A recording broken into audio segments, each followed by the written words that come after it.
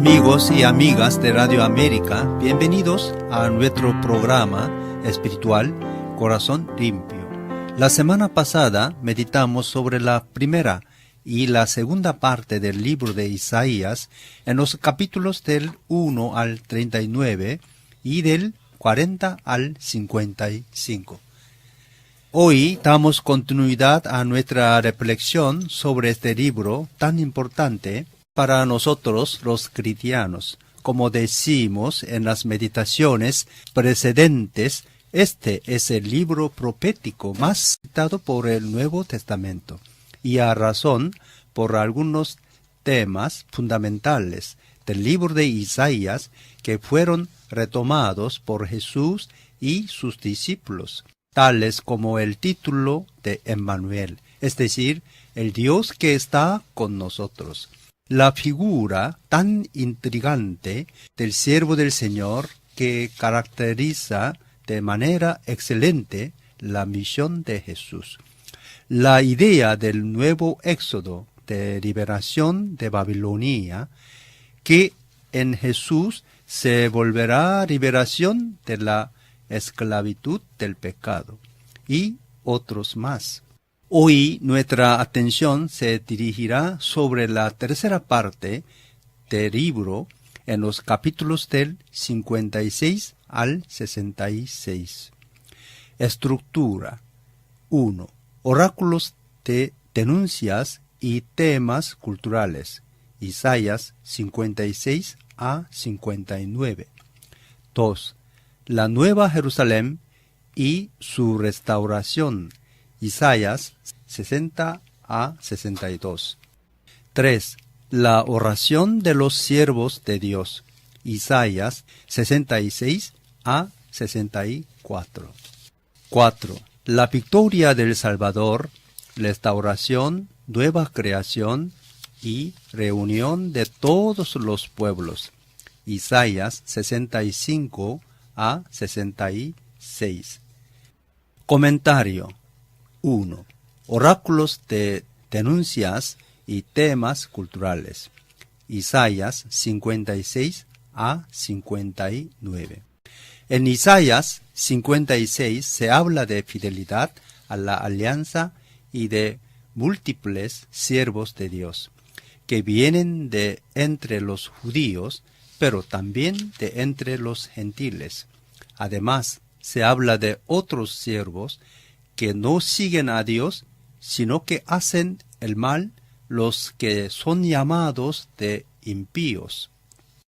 En 56, 1 a 6, Dios pide a sus siervos unas condiciones: observen el derecho y practiquen la justicia, porque mi salvación está por llegar, mi justicia va a manifestarse. Dichoso el que así actúa y se mantiene firme en sus convicciones, el que observa el sábado sin profanarlo y se cuida de hacer lo malo.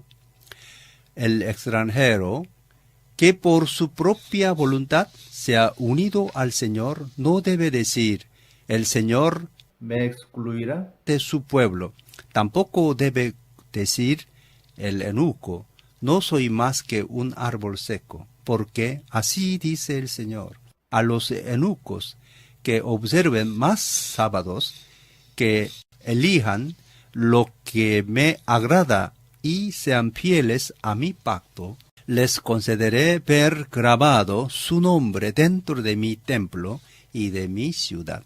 Eso les será mejor que tener hijos e hijas. También les daré un nombre eterno que jamás será borrado.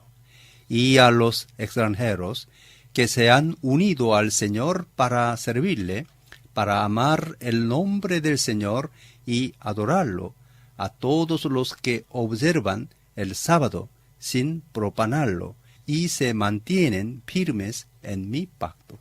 Dios pide para comenzar lo mismo que pidió a Abraham, es decir, que los siervos del Señor respeten el derecho de todos y guarden la justicia, siendo misericordioso.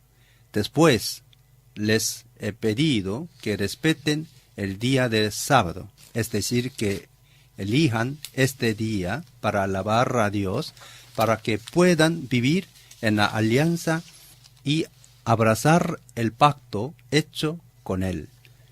También los extranjeros, si aman y sirven al Señor, si respetan el sábado, serán felices en el monte santo del Señor y podrán entrar en su casa de oración. Aquí tenemos la idea que si se ama a Dios y a los demás, Él responderá como leemos en Isaías 56, 7, 8. Los llevaré a mi monte santo. Los llenaré de alegría en mi casa de oración. Aceptaré los holocaustos y sacrificios que ofrezcan sobre mi altar, porque mi casa será llamada casa de oración para todos los pueblos. Así dice el Señor Omnipotente, el que reúne a los desterrados de Israel.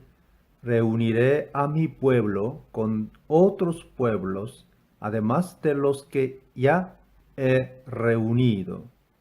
En el mundo todavía, por cuestiones de conflictos y cuestiones políticas, hay muchos pueblos que están separados cuando tienen la posibilidad de encontrarse con parientes y familia, aunque por un tiempo breve, grande es la emoción. La palabra de Dios que leemos arriba habla de reunir a los pueblos y no dividir, como hacen los hombres. Si los seres humanos estuvieran sabios de la sabiduría divina, podríamos evitar muchos de los sufrimientos que padecemos. Cristo vino para derribar muros. Pero nosotros continuamente los construimos. Hace unos 40 años serví por 2 años y medio en el ejército, no por mi voluntad, sino porque en mi patria es obligatorio. Era soldado de cañón. Para poder aprender a usar esta arma y por prepararme como soldado, hice un curso de unos meses. En aquel momento fuerte era el miedo por un conflicto inminente entre el sur y el norte de Corea. Por esta amenaza y peligro, la formación militar era muy dura, pero ahora está totalmente cambiada. Los formadores de los reclutas amenazaban y golpeaban, y esto era visto muy normal. Cuando alguien me golpeaba, yo tenía mucho miedo y me quejaba por el dolor. Lo hacía todo para no ser golpeado, y no solo yo, pero había un recluta que, aunque fuera reprochado y golpeado, no se quejaba. Yo lo admiraba mucho y quería ser como él. Escuché que por tener una buena capacidad intelectual, era estudiante de una de las mejores universidades. Entonces, quería, cuando terminara mi periodo de servicio en el ejército, ir a la misma universidad. Un día, durante la formación, vino un jeep con unos oficiales y se llevaron a recluta para otro lugar. Yo tenía mucha curiosidad de saber a dónde lo habían llevado. Por fin supe que él era nieto de un general 3 estrellas. Entonces entendí de su nobleza, porque aunque hacía parte de una familia importante, nunca reveló su identidad y tampoco se aprovechó del poder de su abuelo, sino que siempre fue tratado como los demás soldados.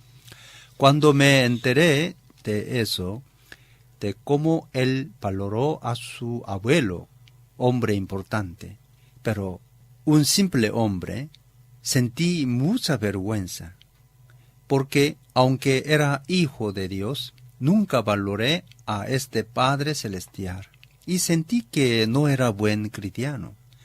Una noche, Como no podía dormir, salí para contemplar a las estrellas y para orar, conversando con Dios, mirando al cielo y viendo este magnífico espectáculo de un cielo estrellado. Me vino a la cabeza un pensamiento, es decir, pensé las 3 estrellas que estaban en los hombros del abuelo general de aquel soldado, y de repente escuché la voz de Dios que me decía que él tenía muchas estrellas y que no podía llevarlas todas en los hombros, por eso las puso en el cielo.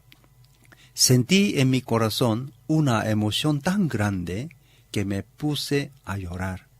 Después de esta experiencia, cuando era golpeado, ya no me quejaba. Pero quedaba en mí todavía una pregunta de cómo actuar un hijo de Dios para testimoniar su paternidad y bondad para el mundo. Entonces entendí que podía hacerlo aceptando mi situación actual de recluta sin quejarme y ayudando a los demás reclutas que estrenaban conmigo. En el 57, 14, 21 leemos del camino del Señor y se dirá: construyan, construyan, preparen el camino, quiten los obstáculos del camino de mi pueblo, porque lo dice el excelso y sublime, el que vive para siempre, cuyo nombre es santo, y habitó en un lugar santo y sublime, pero también con el contrito y humilde de espíritu, para reanimar el espíritu de los humildes y alentar el corazón de los aquebrantados. Mi litigio no será eterno, ni estaré siempre enojado, porque ante mí desfallecerían todos los seres vivientes que he creado. La codicia de mi pueblo es irritable, por perversa en mi enojo. Lo he castigado, le he dado la espalda, pero él prefirió seguir sus obstinados caminos. He visto sus caminos, pero los sanaré, lo guiaré, lo colmaré de consuelo, y a los que lloran por él les haré proclamar esta alabanza. Paz a los que están lejos y paz a los que están cerca. Yo los sanaré, dice el Señor. Pero los malvados son como el mar agitado, que no pueden calmarse, cuyas olas arrojan fango y lodo. No hay paz para los malvados, dice mi Dios. El Señor dice que vive en el cielo, pero también en el corazón de sus humildes fieles. Dios sabe que también estos son pecadores y que no pueden obedecerle perfectamente, pero por su corazón quebrantado confían en Dios y Él los sana y los levanta. A diferencia de los impíos, que se tienen por justos y parece no necesitar del auxilio de Dios. En Isaías 58, 3 a 4. Es presentado el ayuno de los malvados, el que no le gusta a Dios, y hasta me reclaman. ¿Para qué ayunamos si no lo tomas en cuenta? ¿Para qué nos afligimos si tú no lo notas? Pero el día en que ustedes ayunan, hacen negocios y explotan a sus obreros. Ustedes solo ayunan para pelear y reñir y darse puñetazos a mansalva. Si quieren que el cielo atienda sus ruegos, ayunen, pero no como ahora lo hacen. En Isaías 58, 6 a 7 se habla del verdadero ayuno. El ayuno que he escogido no es más bien romper las cadenas de injusticias y desatar las correas del yugo, poner en libertad a los oprimidos y romper toda atadura. ¿No es acaso el ayuno compartir tu pan con los hambrientos y dar refugio a los pobres sin techo? vestir al desnudo y no dejar al lado a tus semejantes? El resultado del ayuno le gusta al Señor, lo encontramos en Isaías 58, 8-12. Si así procedes, tu luz despuntará como la aurora, y al instante llegará tu sanidad. Tu justicia te abrirá el camino, y la gloria del Señor te seguirá. Llamarás, y el Señor responderá. Pedirás ayuda, y Él dirá, aquí estoy. Si desechas el yugo de opresión, el dedo acusador y la lengua maliciosa, si te dedicas a ayudar a los hambrientos y a saciar la necesidad del desvalido, entonces brillará tu luz en las tinieblas, y como el mediodía será tu noche. El Señor te guiará siempre, te saciará en tierras resecas y fortalecerá tus huesos. Serás como jardín bien regado, como manantial cuyas aguas no se agotan. Tu pueblo reconstruirá las ruinas antiguas y levantará los cimientos de antaño. Serás llamado reparador de muros derruidos, restaurador de calles transitable. Isaías decía eso porque, mirando a su alrededor, veía pocos humildes y muchos orgullosos. En Isaías 59, 1-3, se habla de la mano fuerte del Señor para salvar. La mano del Señor no es corta para salvar, ni es sordo su oído para oír. Son las iniquidades de ustedes las que los separan de su Dios. Son estos pecados los que lo llevan a ocultar su rostro para no escuchar. Ustedes tienen las manos manchadas de sangre y los dedos manchados de iniquidad. Sus labios dicen mentiras, su lengua murmura maldades, lo que impide a Dios de obrar una salvación plena es el pecado del hombre. Los piadosos que quieren hacer el bien son hostigados por los malvados. Pero no pueden desistir, sino que deben doblar su confianza en Dios y continuar a hacer el bien. Por eso es importante que el pueblo confiese su pecado y se ponga en las manos seguras de Dios. Como leemos en el Salmo 91, el que habita al abrigo del Altísimo se acoge a la sombra del Todopoderoso. Yo le digo al Señor, tú eres mi refugio, mi fortaleza, el Dios en quien confío. Solo Él puede liberarte de las trampas del cazador y de mortíferas plagas, pues te cubrirá con sus plumas y bajo sus alas hallarás refugio. Su verdad será tu escudo y tu baluarte.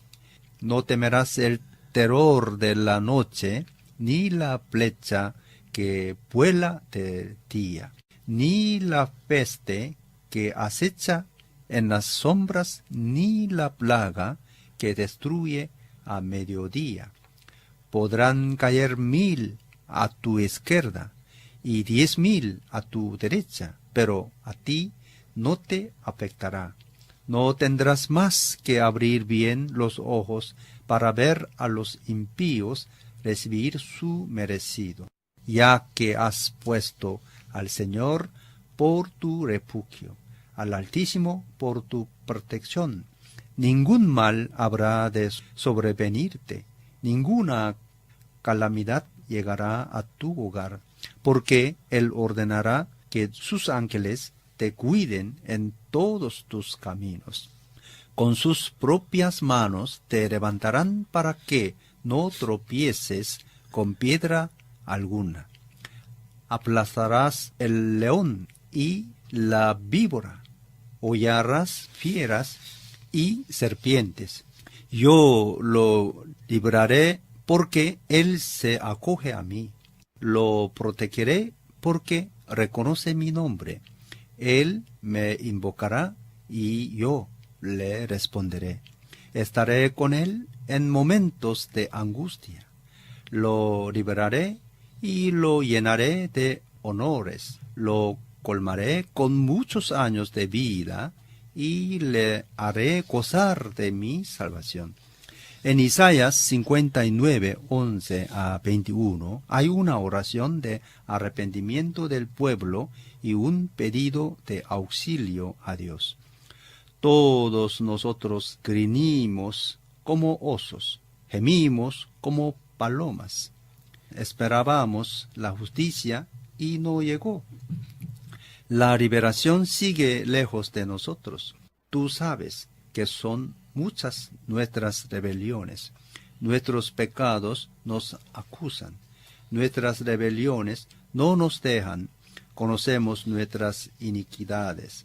Hemos sido rebeldes, hemos negado al Señor. Le hemos vuelto la espalda a nuestro Dios. Fomentamos la opresión y la traición.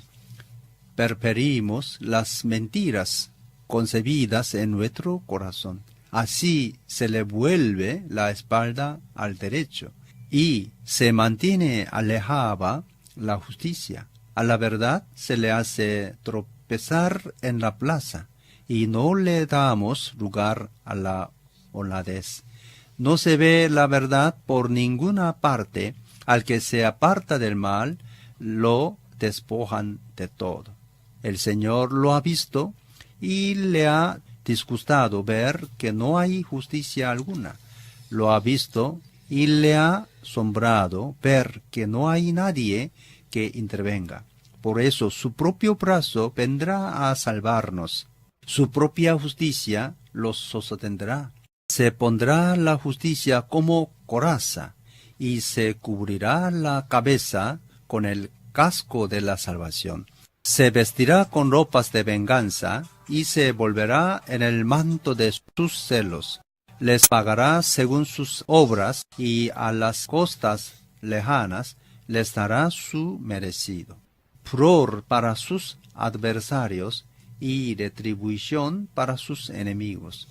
Desde el occidente temerán el nombre del Señor y desde el oriente respetarán su gloria, porque vendrá como un torrente caudaloso, impulsado por el soplo del Señor. El Redentor vendrá a Sión, vendrá a todos los de Jacob que se arrepientan de su rebeldía. Afirma el Señor. En cuanto a mí, dice el Señor, este es mi pacto con ellos, mi espíritu que está sobre ti, y mis palabras que he puesto en tus labios. No se apartarán más de ti, ni de tus hijos, ni de sus descendientes, desde ahora y para siempre, dice el Señor. No hay hombre justo y perfecto, los justos son los que se arrepienten delante de Dios, y entonces Él les llama a ellos hijos de Dios. La solución está en volver a la palabra de Dios, porque en la palabra de Dios hay el Espíritu Santo que nos transforma. En el budismo, los seguidores de esta filosofía de vida gastan toda su vida para llegar a la iluminación, para ser libre del ego, que según su visión es la fuente de los deseos, de las pasiones desordenadas, y por eso de todos los males. Su intuito es llegar a dejar el ego individual para llegar al ego universal. Ellos usan una figura para entender eso. Hablan de una gota de agua que representa el ego, que cayó del cielo, y corre hasta llegar al mal, pasando por muchos obstáculos. Cuando llega al mal, allí ha vuelto a su origen y ya perdió su ego individual y su distinción porque llegó a la unión del uno con el todo. Ya no hay más yo, sino un yo universal, que está unido con todos y con el todo, en una unión de iguales. Algunos maestros budistas enseñan que para llegar al yo universal, uno tiene durante la meditación que olvidarse de sí mismo, de sus deseos, preocupaciones, familia y hasta de su nombre, y a través la respiración sentir esta unidad de vida con todos los seres. En este caso, uno se olvida de sí y siente en sí la unidad con la naturaleza y con todos los demás seres. Ya no hay distinción porque yo soy el todo y el todo soy yo. Cuando uno sale de la meditación, entonces vuelve al yo individual, pero cargando en sí un sentido universal que hace con que la persona respete a todos. Entonces, quien vive en este estado ya no tiene el deseo de buscar la iluminación, sino solo tiene como tarea y alegría de hacer el bien, nada más. Porque si permanece el deseo de llegar a la iluminación, quiere decir que uno todavía no llegó a ella. Porque cuando uno la alcanzó, ya no tiene el deseo de buscar la iluminación, porque uno ya vive iluminado y su corazón está en sintonía y en unidad con todos los seres. Yo soy cristiano evangélico, pero cuando vivía en Madrid, al lado de mi casa, había una biblioteca que yo frecuentaba. Un día me encontré con un libro escrito por un católico. Este era una persona culta que había leído muchas biografías de santos. Él escribió un libro que yo leí, donde hacía un resumen de estas biografías de santos que había leído, dividido en 3 partes. A. La primera parte hablaba de los buscadores, es decir, de los que tienen sed de Dios, pero todavía están como en un desierto de aridez. Descubriendo sus pecados y su incapacidad a salvarse con sus propias manos, gimen a Dios por ayuda, diciendo, Oh Señor, ¿dónde estás? Aquí estoy, y te busco. Y lo hacen con lágrimas de confesión y de arrepentimiento. B. La segunda parte hablaba de los tuvieron una experiencia interior de encuentro fugaz con Dios, como si un fuego les tocara. Algunos llegaron a ver, aunque estaba oscuro, una luz como si tuvieran en el amanecer. Ellos por eso estaban llenos de gozo, pese a que no podían dar razón de eso, pero intuían que alguien los estaba abrazando y amparando. Desde sus corazones salían estas palabras: Oh Señor, cuánto me amas. Yo no merezco tu amor.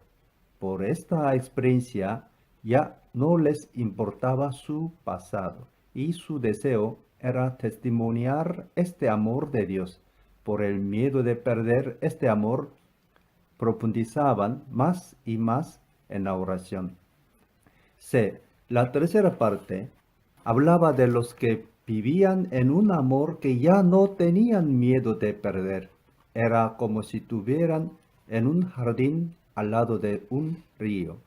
Estos ya tenían la certeza de vivir en comunión con Dios. Por eso ya no buscaban otra cosa, porque estaban satisfechos de su logro.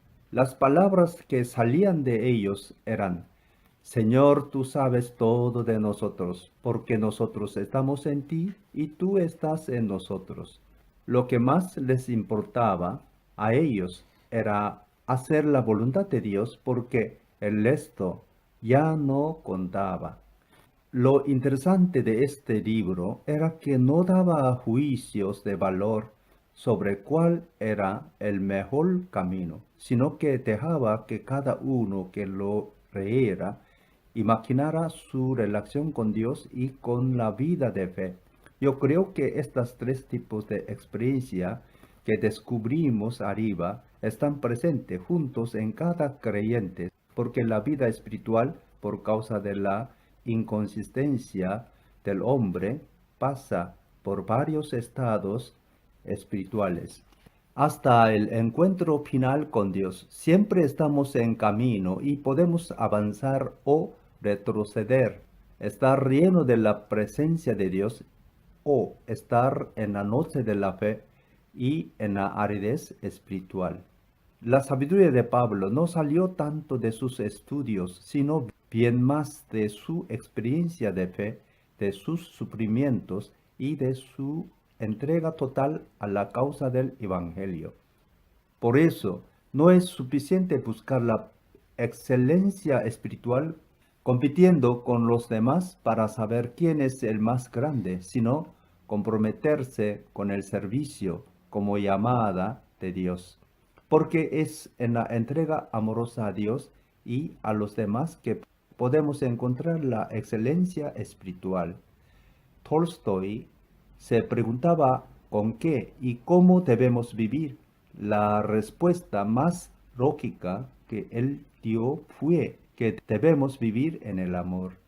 El ejemplo mencionado arriba quiere decirnos que no es bueno buscar la perfección por sí misma, sino que es mejor aceptar nuestra debilidad y pecado, arrepentirnos, confiar en Dios y hacer el bien, cumpliendo con su santa voluntad.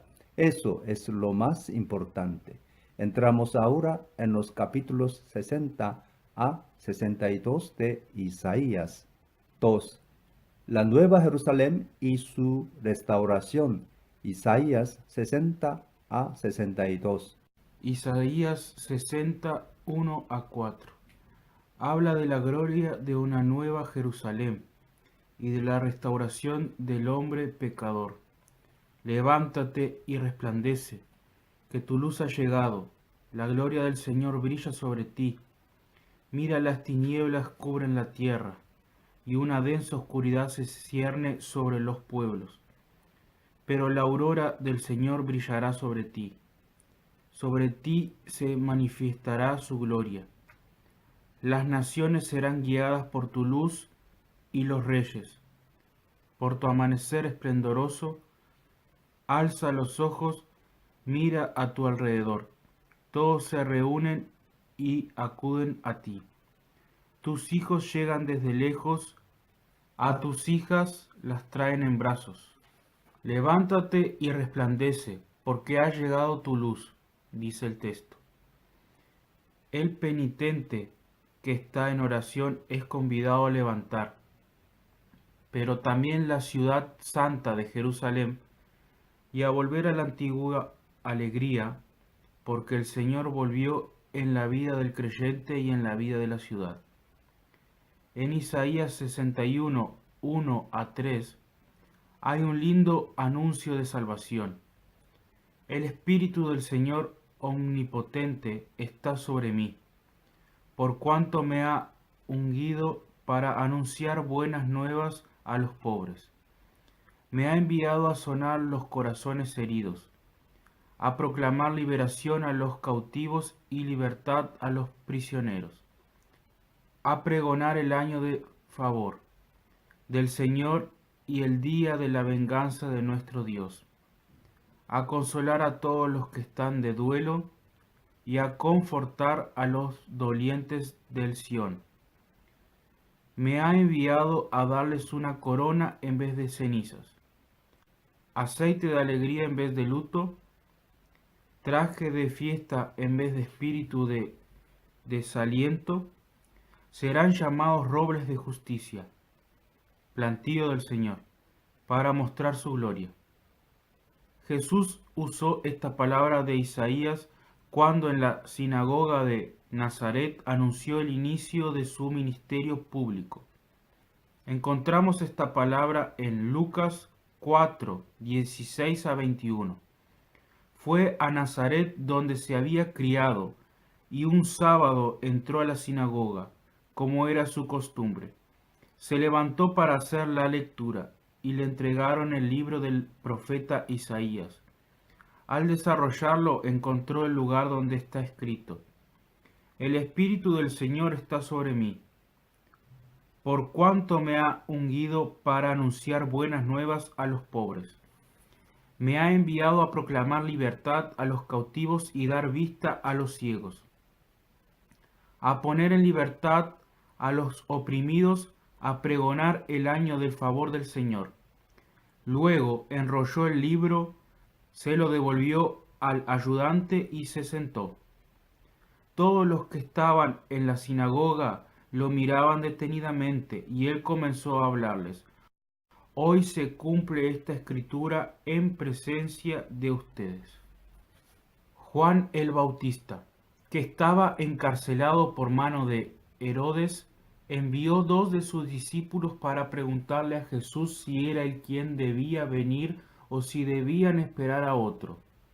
Jesús no respondió directamente, sino con las palabras de Isaías, y el Bautista por esas palabras captó que Jesús era el Mesías, el esperado por las naciones. Leemos eso en Mateo 11, 2 a 6. Juan estaba en la cárcel y al enterarse de lo que Cristo estaba haciendo, envió a sus discípulos a que les preguntara: ¿Eres tú el que ha de venir o debemos esperar a otro? Le respondió Jesús: Vayan y cuéntenle a Juan lo que están viendo y oyendo. Los ciegos ven, los cojos andan, los que tienen lepra son sanados, los sordos oyen, los muertos resucitan y a los pobres se les anuncian las buenas nuevas. Dichoso el que no tropieza por causa mía. El don del Espíritu no es para hacer cosas raras o pelearse con los demás, sino para servir en la humildad. Entonces, si vivimos así, sale lo que leemos en Isaías 62, 1 a 5. Por amor a Sión no guardaré silencio, por amor a Jerusalén no desmayaré, hasta que su justicia resplandezca como la aurora, y como antorcha encendida su salvación. Las naciones verán tu justicia, y todos los reyes tu gloria. Recibirás un nombre nuevo, que el Señor mismo te dará. Serás en la mano del Señor como una corona esplendorosa, como una diadema real en la palma de tu Dios.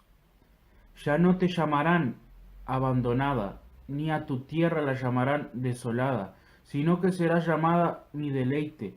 Tu tierra llamará mi esposa, porque el Señor se deleitará en ti y tu tierra tendrá esposo, como un joven que se casa con una doncella.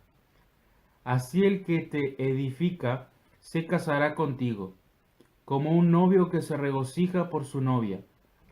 Así tu Dios se regocijará por ti. Es el casamiento de Dios con su pueblo y con la humanidad entera. Dios quiere proteger a su pueblo para que pueda cumplir su misión en la fidelidad y la perseverancia. 3. La oración de los siervos de Dios, Isaías 63 a 64. Solo Dios puede salvarnos. En Isaías 63, 1 a 6, leemos: ¿Quién es este que viene de Edom, desde Bosra, vestido de púrpura? ¿Quién es este de espléndido ropaje que avanza con fuerza arrolladora? Soy yo, el que habla con justicia, el que tiene poder para salvar. ¿Por qué están rojos tus vestidos, como los del que pisa las uvas en el lagar? He pisado el lagar yo solo, ninguno de los pueblos estuvo conmigo. Los he pisoteado en mi enojo, los he aplastado en mi ira, su sangre salpicó mis vestidos y me manché toda la ropa. Yo tengo planeado el día de la venganza. El año de mi redención ha llegado. Mire, pero no hubo quien me ayudara. Me asombró que nadie me diera apoyo. Mi propio brazo me dio la victoria. Mi propia ira me sostuvo. En mi enojo pisoteé a los pueblos y los embriagué con la copa de mi ira. Hice correr su sangre sobre la tierra. Oración para pedir la misericordia y la ayuda del Señor. Los israelitas comienzan a orar para que el Señor juzgue a los impios y salve a su pueblo. En Isaías 63, 15, 19 encontramos: Mira bien desde el cielo, observa desde tu morada santa y gloriosa. ¿Dónde están tu celo y tu poder? Se nos niega tu abundante compasión y ternura. Pero tú eres nuestro Padre, aunque Abraham no nos conozca, ni nos reconozca Israel. Tú, Señor, eres nuestro Padre, tu nombre ha sido siempre nuestro Redentor. ¿Por qué, Señor? Nos desvías de tus caminos y endureces nuestro corazón para que no temamos. Vuelve por amor a tus siervos, por las tribus que son tu herencia. Tu pueblo poseyó por un tiempo tu santuario, pero ahora lo han pisoteado nuestros enemigos. Estamos como si nunca hubiéramos llevado tu nombre. Sigue la oración e Isaías 64, 1 a 2, donde leemos: Ojalá rasgaras los cielos y descendieras. Las montañas temblarían ante ti, como cuando el fuego enciende la leña y hace que hierva el agua. Así daría a conocer tu nombre entre tus enemigos y ante ti temblarían las naciones. Lo que encontramos en este tramo es como un Pentecostés que llena del Espíritu de Dios a cada creyente y la ciudad fiel. En Isaías 64, 6 a 9 leemos: Todos somos como gente impura, todos nuestros actos de justicia son como trapos de inmundicia.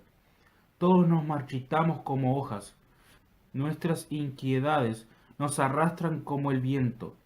Nadie invoca tu nombre, ni se esfuerza por aferrarse a ti, pues nos has dado la espalda y nos has entregado en poder de nuestras inquietudes.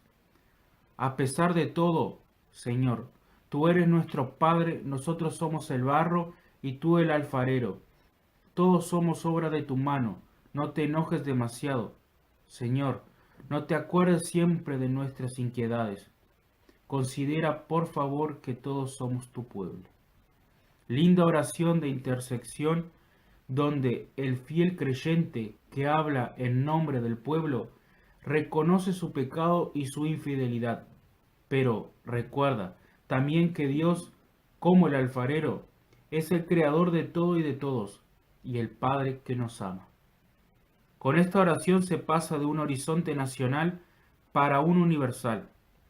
El Señor siempre nos escucha y nos responde, conforme a su voluntad y a su tiempo. El Señor castiga a los rebeldes y llama a los gentiles igual que a los judíos. 4. La victoria del Salvador. Restauración, nueva creación y reunión de todos los pueblos. Isaías 65, 66.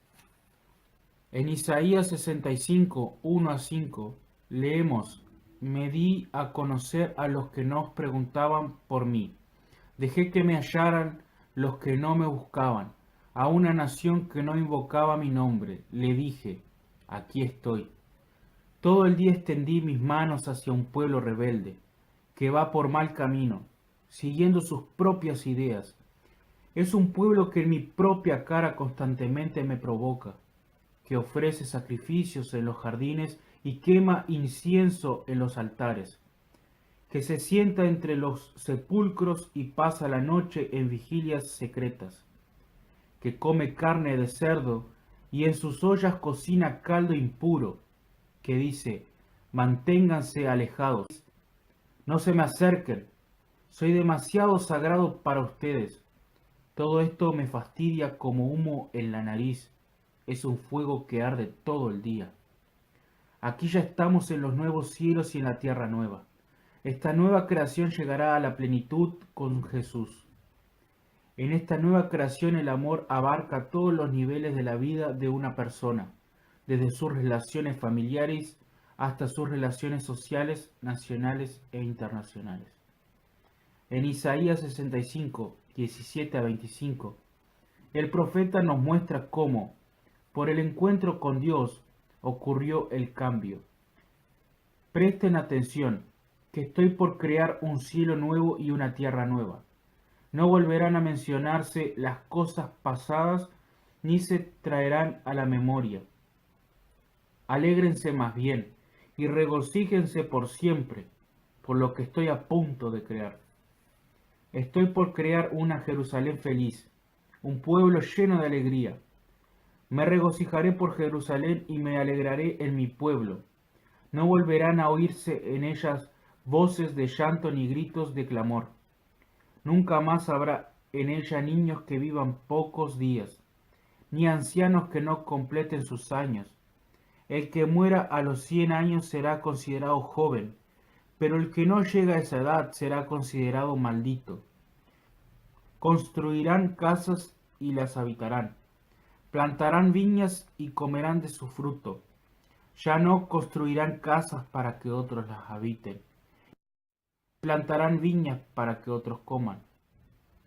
Porque los días de mi pueblo serán como los de un árbol. Mis escogidos disfrutarán de las obras de sus manos. No trabajarán en vano, ni tendrán hijos para la desgracia.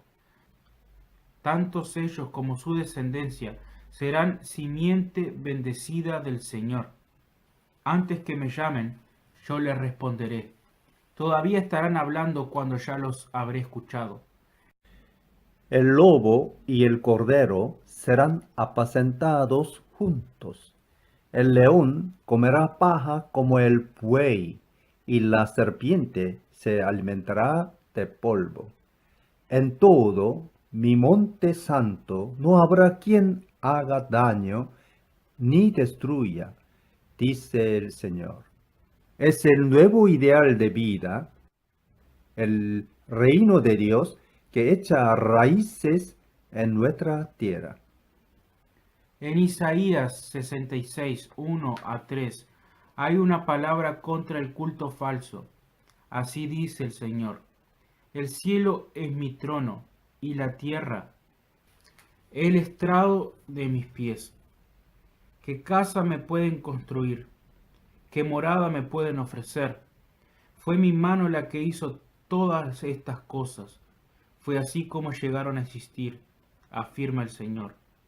Yo estimo a los pobres y contritos de espíritu, a los que tiemblan ante mi palabra.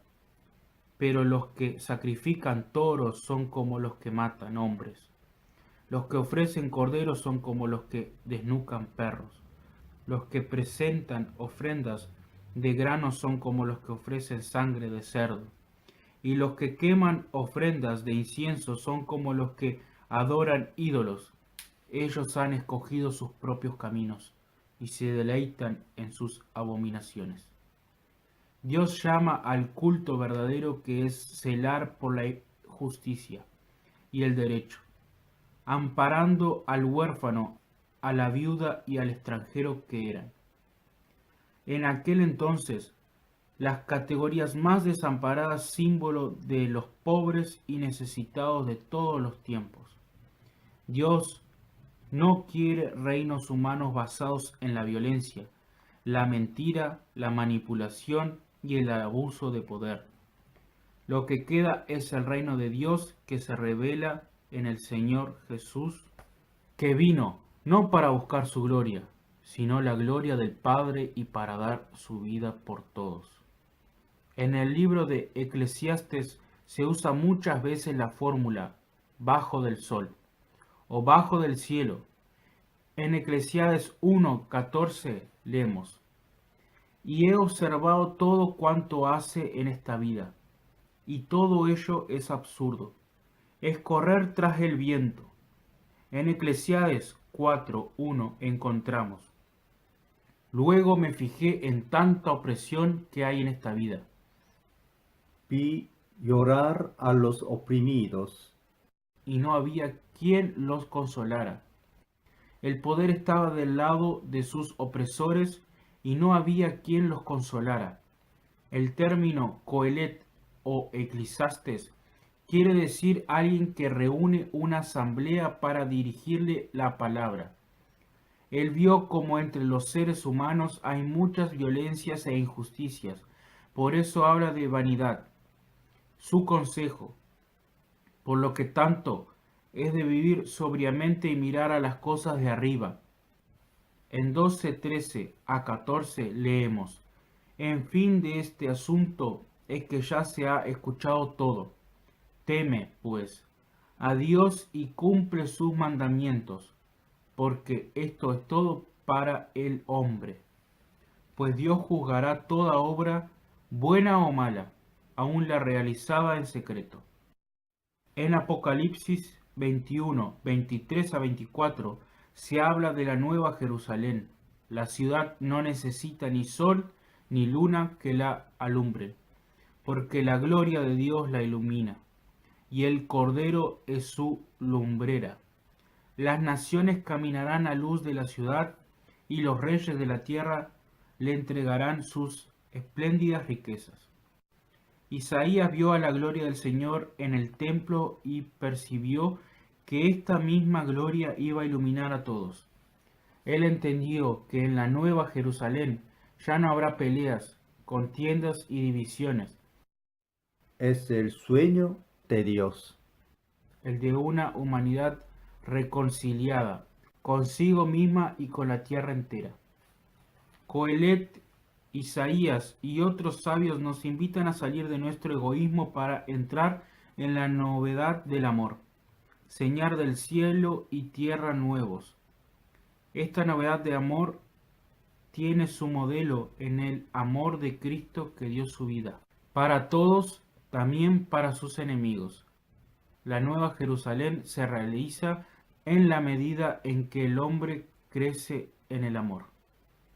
En Isaías 66, 18 a 21, Isaías dice que Dios llamará sacerdotes de los pueblos extranjeros, palabras muy duras para un judío piadoso.